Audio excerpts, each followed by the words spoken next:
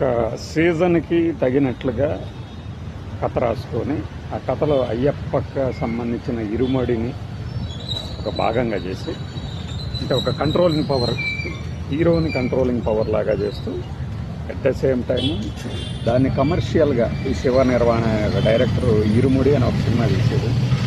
అది ఒక 4 రోజులు అయింది, ఇప్పటికీ సక్సెస్ అయింది అంటున్నారు, బాగా ఆడుతుంది అంటున్నారు. నాకైతే ఒక మూడ్లో ఉండిపోయా సినిమా చూసిన తర్వాత. ఆ మూడ్లోంచి బయటికి రావడానికి చాలా టైం పడుతుంది. కొద్దిగా స్లో నెరేషన్ అనిపిస్తుంది, బట్ స్టోరీ ఇదే స్టోరీ కదా, ఇది ఇలానే నడవాలి కదా అని కూడా అనిపిస్తుంది. రవితేజ యాజ్ యూజువల్ ఇదివరకు ఎలా చేశాడో అలానే చేశాడు. వయసు ప్రభావంతో కావచ్చు, పాత్ర ప్రభావంతో కావచ్చు, స్లో అయ్యాడు. ఆ ఏజ్ ఫ్యాక్టర్ కూడా ఉంటుంది కాబట్టి దాన్ని మనం కన్సిడర్ చేయొచ్చు. అయ్యప్ప మాల వేసుకున్నటువంటి భక్తులు ఏమేం చేస్తుంటారు అనేది కొద్దిగా టచ్ చేసి చేయనట్లుగా చక్కగా చూపించాడు. నేను చిన్నప్పటి నుంచి చూస్తాను, శబరిమలకి వెళ్ళి వచ్చేవాళ్ళు మాల తీసి పక్కన పెట్టగానే వెళ్ళి మందు కొట్టుకుంటారు. అదేంటి నిన్న మొన్నటి దాకా అలా ఉన్నావు కదా, ఇప్పుడేం ఇలా అయ్యావు, ఇవన్నీ మనం చూస్తూ వచ్చినాయి. బట్ దాంట్లో ఈ హీరో తన అంటే అతన్ని ఆ ట్రిక్కర్ చేసిన పాయింట్ ఏంటో తెలియదు, కానీ సినిమాలో కూతుర్ని చక్కగా చూసుకోవడం కాదు, ఊర్లో వాళ్ళందరూ కూడా, ఆడపిల్లలందరూ కూడా తన కూతుళ్ళలానే చూసుకుంటాడు, అలా అని భావిస్తాడు. ఈ క్రమంలో వారి జోలికి ఎవరైనా వెళ్తే ఇరగదీసి మురగబెడతాడు. ఇది ఒక మాసీ ఎలిమెంట్ కదా, కానీ దాన్ని అంత మాసీగా చూపించలే. కథకు అంటే తాను రాసుకున్న కథకి ఇంతే సరిపోద్ది అనుకున్నాడు, మరి ఏదైనా మిస్ అయ్యాడో తెలియదు, కానీ కొంతే చూపించాడు. సాయి కుమార్ గారి క్యారెక్టర్ ఆయనకు తగినట్లుగానే ఉంది. బట్ ఆయన చివరి ట్విస్ట్ ఏంటి అనేది మన ప్రీ రిలీజ్ ఈవెంటో రవితేజ చెప్పాడు. మనం చెప్పుకుంటే ఏంటంటే నువ్వు ప్రతిదీ ఊహిస్తావబ్బా అనే వాళ్ళకి చెప్పేది ఏంటంటే, ప్రీ రిలీజ్ ఈవెంట్లో కొత్త సాయి కుమార్ని చూస్తారు మీరు అనగానే మాకు అర్థమవుతుంది. అంటే చిన్న హింట్ ఇచ్చినా కూడా ఇప్పుడు వాళ్ళకి బాగా అర్థమవుతుందని ఎందుకు చెప్తారంటే, 30 ఏళ్ల క్రితం ఎన్ని సినిమాలు వచ్చి ఉంటాయి? 30 ఏళ్ల క్రితం నాకు తెలిసి 3000 సినిమాలు వచ్చి ఉంటాయి ఈ 30 ఏళ్లలో. అలానే ఈ 5-6 ఏళ్లలో నేను ఎన్ని సినిమాలు చూశాను ఈ 5-6 ఏళ్లలో అంటే థియేటర్కి వెళ్లకుండా. మన బొమ్మలు ఉన్నాయి కదా, వాటిలో లెక్కలేదు.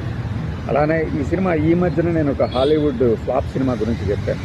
ఒక తల్లి తన కూతుర్ని కిడ్నాప్ చేస్తే వాళ్ళ బారి నుంచి కాపాడుకోవడానికి ఒక సూపర్ కాప్ అంటే అండర్ కవర్ ఏజెంట్ ఎలాంటి తపన పడుతుంది అనేది. ఆ సినిమా పేరు కూడా మర్చిపోయా. అన్ని సినిమాలు చూసాం. అలాగా ఈ ట్విస్ట్ చేస్తాడేమో చివరిలో ఈ సినిమాని అనుకున్నా, చేయలేదు. బట్ ఒక తెలుగు సినిమాటిక్ ఎండింగ్ ఎలా ఉండాలో అలానే ఉంది, కానీ దానిని కావాలి అనుకుంటే డైరెక్టర్ ఇంకా బాగా చేయొచ్చు. లేదు నేను ఈ కథ రాసుకున్నా, ఈ కథ ప్రొడ్యూసర్కి నచ్చింది, హీరోకి నచ్చింది, ఇంకా చాలు నాకు అనుకున్నప్పుడు అక్కడే అయిపోతుంది. మనం స్పాయిల్ చేయటం ఇష్టం లేక క్లైమాక్స్లో ఏం జరుగుతుందో చెప్పడం లేదు, కానీ అది అలా కాకుండా ప్రెస్టేజ్ అంటే చివరిలో ఇతను రెచ్చిపోయి విలన్లను చంపడానికి కారణమైన ఆ మలుపు అలా కాకుండా సుఖాంతంగా కూడా చేయొచ్చు. చేసినా కన్విన్స్ అవుతారు. కానీ ఏంటంటే ఇంకాస్త సెంటిమెంట్ రగల్చడానికి అది చేశారనుకోవచ్చు. నాకైతే వెంటనే ఎంత శాడిస్టులు అబ్బాయి డైరెక్టర్లు అనిపిస్తుంది. ఎందుకంటే చిన్నపిల్లల్ని ఎలా పడితే అలా చేసేస్తున్నారు. మనం విషయాలకు సంబంధించిన సినిమా ఒకటి కాకి, పిల్లల్ని కాకి సినిమాలో విషయాలు వాళ్ళ కొడుకుని అంత పెద్ద బిల్డింగ్ ఎక్కించి దిగమంటాడు. ఇంత చిన్నపిల్లవాడిని నేను ఎట్లా దిగ్గలను అంటే, లేదమ్మా నువ్వు దిగాలి, లేకపోతే మనం బతకము అని చెప్పేసి పంపిస్తాం. అవి కానీ పాత సినిమాలు మనకి పెద్దలు మారాలి, ఇవన్నీ వీటన్నిటి గురించి కూడా మనం గత 3 ఏళ్ళుగా మాట్లాడుకుంటున్నప్పుడు చెప్పేది ఎంత సైకోలు శాడిస్టులు కాకపోతే డైరెక్టర్లు పిల్లల్ని చంపేసేసి దాని ద్వారా సెంటిమెంట్ పెండాలనుకుంటారు. సైరా నరసింహారెడ్డి గూడలో కూడా మనం అప్పుడు అదే చెప్పాము, ఏది చిరంజీవిలో ఆ దేశభక్తి, ఆ తిరగబడే తత్వం పెరగాలి అంటే ఒక చిన్నపిల్లవాడిని ఆటవికంగా చంపాలి ఆ క్యారెక్టర్ని అని. అంటే అవి చూసినప్పుడు అట్లా అనిపిస్తుంది, ఎందుకు ఈ పిల్లాడిని ఎందుకు చంపాలి, ఈ క్యారెక్టర్ని ఎందుకు చంపాలి, మనం సెంటిమెంటల్గా ఎమోషనల్ అవ్వాలంటే ఈ క్యారెక్టర్ని చంపాలా. చిన్న దెబ్బ తగిలినట్టు చూపించినా చాలు కదా. తన బిడ్డకి ఒక చిన్న దెబ్బ తగిలిన తట్టుకోలేని హీరో గాయపడితే ఊరుకుంటాడా అని చెప్పేసి కన్విన్స్ అవుతారు కదా ప్రేక్షకులు. బట్ ఆయన అవ్వలేదు, డైరెక్టర్ అవ్వలేదు. ఇది ఇలానే ముందుకెళ్ళాలనుకున్నారు. మైట్ బి శివ నిర్వాణ ఈ వీడియో కనుక చూస్తే మేబీ అనుకుంటూ ఉండొచ్చు, నాకున్న లిమిటేషన్స్, నాకున్న ఆలోచన నీకు అనవసరం కదా అని.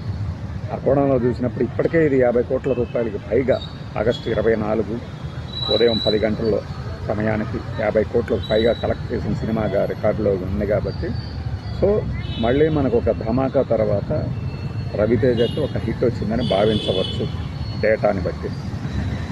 బట్ ఏంటంటే అతను నేను ఒక సినిమా మొన్న మధ్య ఒక సినిమా వచ్చిపోయింది చూసారా, ఆ ఫంక్షన్లో కూడా రావాలి ఇంకా రావాలి అంటున్నప్పుడు ఇది లాస్ట్ ఛాన్స్ అంటే హీరోలుగా ఇక రవితేజ దగ్గరికి వచ్చిన ప్రతిదీ ఒప్పుకుంటూ చేసుకుంటూ వెళ్తాడు. మధ్యలో ఒక హిట్ వచ్చిందా బోనస్, లేదా అనవసరం, కొత్త డైరెక్టర్ని ఎంకరేజ్ చేయాలి, చేసుకుంటూ వెళ్ళాలి. ఇది అతని తత్వం. ఈ సినిమా గురించి చూస్తే యాప్ట్, అతను డైరెక్టర్ అతన్ని ఎంచుకున్నాడు కాబట్టి యాప్ట్ సరిపోయింది. ప్రియా భవానీ శంకర్ హీరోయిన్గా కానీ, మన సాయి కుమార్ గారు కానీ, ఇంకా అజయ్ ఘోష్ ఈ క్యారెక్టర్లు చేసిన వాళ్ళు. ఈ నేపథ్యం అంతా ఎలా ఉంటుందంటే మీకు మలయాళంలో డబ్ చేస్తే మలయాళం సినిమాలాగా, కన్నడంగా పంపిస్తే కన్నడంలాగా, హిందీలో హిందీలాగా అందరికీ సరిపోయేటట్లుగా తీసిపెట్టారు. ముఖ్యంగా హిందీకి వెళ్ళపోయినా 4 తెలుగు మన దక్షిణాది భాషలకు సరిపోయేటట్లు.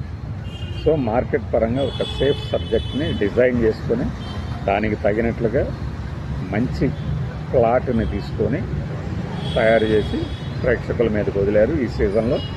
అందులోనూ ఈ మధ్యకాలంలో మన ఒంగోలు వాళ్ళు పాడిన పాటల్ని విపరీతంగా, అంటే మాస్ బీటు జానపదాలు, మనకి ఫేస్బుక్లో మీరు చూసుంటారు, కార్తీ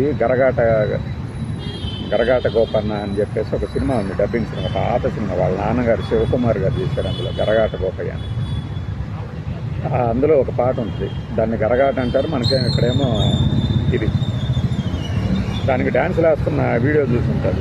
ఆ తరహా నృత్యాలు దీనికి బాబా భాస్కర్ ఈ శివ నిర్వాణ ఒక పాట రాశాడు, మళ్ళీ ఈ కొరియోగ్రఫీ కూడా చేశాడు. అంటే అతనిలోని వెర్సటాలిటీని ఛాన్స్ వచ్చింది కాబట్టి వాడేస్తున్నాడు అనుకోవాలి. నాకు తెలిసి అయ్యప్ప పాటకి బాబా భాస్కర్ చేసి ఉండొచ్చు. ఆ మూమెంట్స్ చూస్తే నాకు అతను చూస్తే కాస్త ఇరిటేషన్ వస్తుంది, కానీ ఈ పాటకు తగినటువంటి ఇది చేసింది. ఇది నేను ఫీల్ అవుతున్నది. ఇదే ఎమోషన్ అందరు ఫీల్ అవుతున్నారా, చూసిన వాళ్ళు ఫీల్ అవుతున్నారా? అంటే ఒక తండ్రి తన బిడ్డను ప్రేమించినట్లే మిగతా వాళ్ళని కూడా ప్రేమిస్తే, ఊర్లో వాళ్ళ సమస్యలు తన సమస్యలాగా అనుకుంటే దాన్ని కొత్తగా ఎలా చూపించవచ్చు అనేది శివ నిర్వాణ తాను అనుకున్న మేరకు పరిధిలో తెరకెక్కించాడని చెప్పవచ్చు. మీరు ఈ సినిమా చూస్తారా? చూడవచ్చు. లేదు నాకు ఎంటర్టైన్మెంట్ కావాలి, డ్రామాని నేను తట్టుకోలేను అంటే నిజంగానే ఇట్లాంటి సినిమాలు కొన్ని వచ్చాయి. బట్ రవితేజని ఇలా చూడాలి అనుకున్న వాళ్ళకి ఇదొక కొత్త అనుభవం.